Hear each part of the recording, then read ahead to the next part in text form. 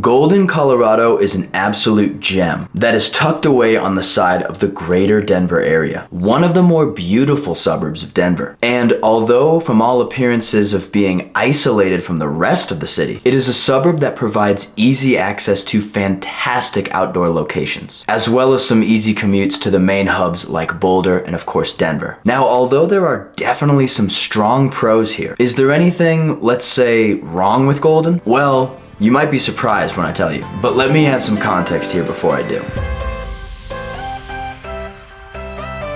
So the first pro of living in Golden, Colorado will be its location. First off, you're right next to the mountains. It's about as far west as you can go before you hit the Rockies. And some would argue that because you're in between North and South Table Mountains, you are in the Rockies. Which leads me to discuss that feeling of privacy in Golden. Since it's located on the westernmost side of the greater Denver area, it's obvious that when you're inside the suburb, it feels like a mountain town rather than a suburb. North and South Table Mountains also add to this secluded feeling you get when you're inside the town, because it gives the impression that Golden is hidden away from the rest of the city. Now, being hidden away from the bustle of an urban environment definitely can be a plus, and is a desirable thing for a lot of people when looking for a place to live. However, where Golden stands out is that it is not like other, let's say, mountain towns that are actually secluded from civilization. AKA, you'd have to drive quite a bit just to get to the supermarket. Golden, on the other hand, being still part of the greater Denver area, provides an easy access to the heart of the city, but also to places like Boulder up north, and of course I-70, which is the main highway running through the entirety of Colorado, and is quite literally just south of Golden. As a result, your commute into the heart of the city is only about 25 minutes, and it's about the same to Boulder, except that you get to take Highway 93, which is an incredibly scenic drive that will provide you unbelievable views of the Front Range as you head north. In all, when they founded Golden back in the 1800s,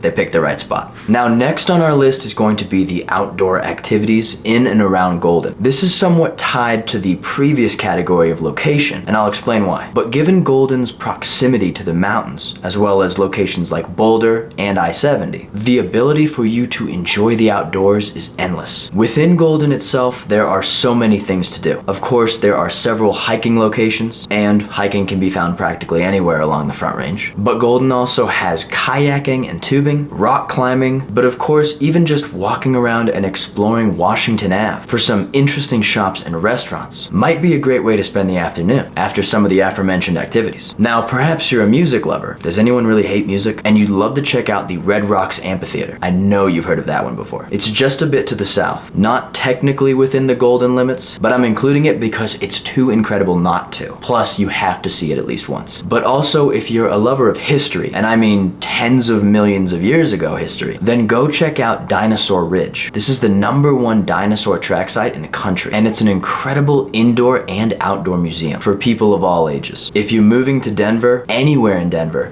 this is a must visit. Now, this was just inside of Golden, or a few minutes down the road. But given Golden's proximity to I-70, as I mentioned before, your ease to access other outdoor locations throughout the state is probably the best along any part of the Front Range. Just given how easy it is to get into your car and disappear off into the mountains. It's something you must capitalize on. So the final pro I want to talk about is education. And that's because, believe it or not, Golden is a college town. Okay, it may not necessarily have the feel of a college town when you're there, but technically it is. The Colorado School of Mines is located here, and the campus is right smack dab in the center. It is a beautiful campus, and the School of Mines is a highly ranked and prestigious school. It's been featured in the Forbes Top Universities of America list. Tuition looks to be around $43,000 a year, before any type of financial aid or scholarships. And I'd say housing makes up the second highest expense here. I'll throw a link below to the school's site where you can get some more information. Now, if applied sciences and engineering isn't really what you or your child is looking for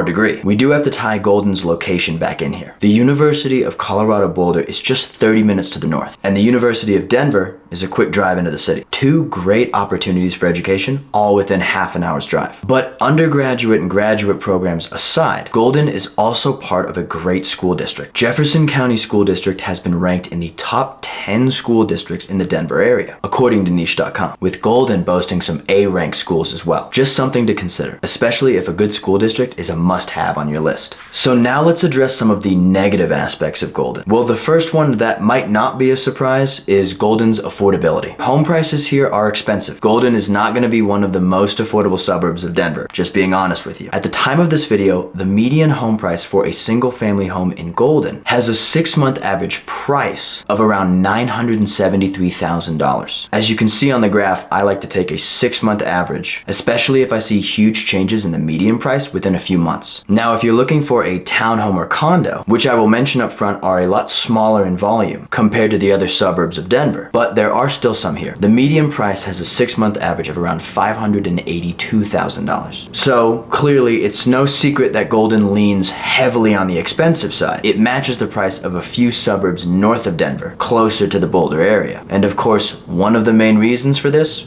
location. But this is something to keep in mind when you're looking at your budget. So the next con on our list today would be Golden's size. Being tucked away from the rest of Denver, especially between two distinct mountains, you're not working with a lot of land here. As a result, Golden is relatively small. It's less spread out compared to other suburbs of Denver, and the population sits just over 20,000. As a result, everything can feel a little tight here. If you're looking for a suburb with a lot of amenities and a lot of variation, Golden might not be the right spot. That's not to say that there isn't what you need here, but it's more so to capture that the other suburbs of Denver can provide a lot more just given their location and the availability of land. Golden is small. If you're using Highway 93 or Route 6, once you come into Golden, assuming no traffic, you're out within 5 to 10 minutes. Is a small suburb something you're looking for? So the last con on our list here is traffic, and this ties heavily into the size category I just mentioned. But because Golden is a smaller suburb, traffic can be an issue. There are 3 main avenues into Golden. Highway 93 from the north, Highway 58 from the east, which passes by the incredible Coors Brewery, by the way, and Route 6 from the south. But also, as I mentioned earlier in this video, I-70 sits just to the south of Golden and heads immediately into the mountains. As a result, traffic is terrible. It's now going into summer here, but during the winter, whenever I'd want to go up and do a day in the mountains, I'd have to make sure I left early enough, because whenever I'd make it to that part of I-70, the traffic was terrible. Even if I decided to come down 93 and go through Golden itself, traffic was still backed up. Now, this can be a significant con, especially for those looking to live in Golden, because now you have to deal with traffic regularly. We all do at this point in the Denver area, but when it's traffic on every avenue in and out of your home, that can be frustrating. It's a factor I'd recommend staying aware of. But now, one of the best aspects of Golden, as I mentioned before, was that secluded feel. We talked about it feeling like a mountain town, but still providing you the ability to get into Denver. So if you're looking for suburbs that have that more secluded feel to it, or at least can offer you that resemblance of peace and quiet, but still have access to hubs like Boulder and Denver, check out this video here. I talk about another suburb of Denver that's to the north of Golden. It's absolutely beautiful, and it might be one you consider. This is Life in the Front Range. I'll see you there.